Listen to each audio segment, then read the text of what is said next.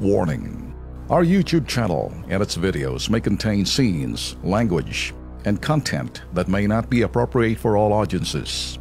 These videos include surveillance footage, undercover pursuit of suspects, actual police and rescue operations, and fearless confrontations.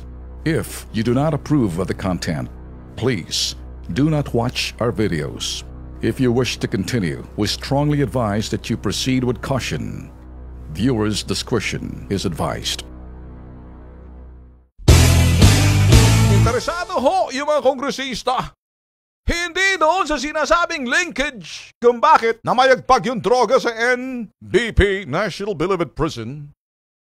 Because they were interested. You know what? They're interested. Juicy yung kwento ni Jonel Sanchez. Paano ho nila medyo nalagyan ho ng icing on the cake sa Kongreso?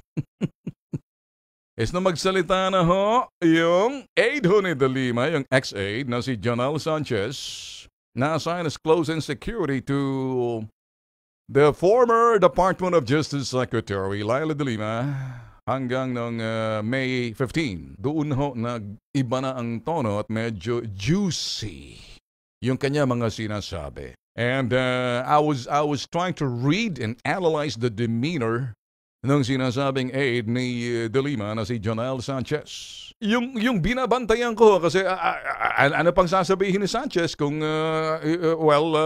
maliban lamang patitibayin yung sinasabing romantically linked si De Lima sa kanyang driver. No doubt about that, si Ronnie Dayan. So, alam nyo, doon sa parting nakaaga ho na aking pansin at medyo tinutukan ko pakinggan, sabi niya, nandoon daw siya sa sasakyan at dalawa sila ng driver nung naiwan ni itong si Dayan yung kanyang cellphone at doon sa cellphone naglalaman daw ho yung sex video ni De Lima. At yung kanyang driver na si Dayan na balasubas din tong potok sa buho na to. Siguro sinasabi niya, hey, this is my prized possession, the Secretary of Justice. Ito yung aking, pwede ba sabihin binabaruro? Ito yung aking girlfriend. Did I say something okay, wag na natin sabihin yun. Unfiltered. Hindi po pwede yan. May mga bata ba nakikinig sa atin? Is there anybody else? Millennial lang naman, hindi ba? Pwede naman pag 18 to 25. Wag lang makinig sa atin yung mga 16, 15 parental guidance. Okay. Pakisa. Ano? Barorot. Okay.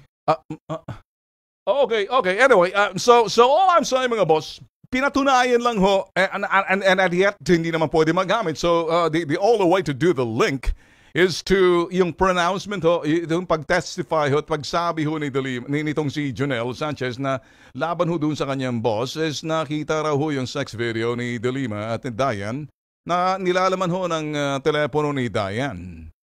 Kaya problema rito, pinagmalaki o hatan itong kotok sa buhong kumag na to na si Dayan. Ewan natin kung sana ngayon baka naiipot na sa kanyang lawlaw na karsunsilyo.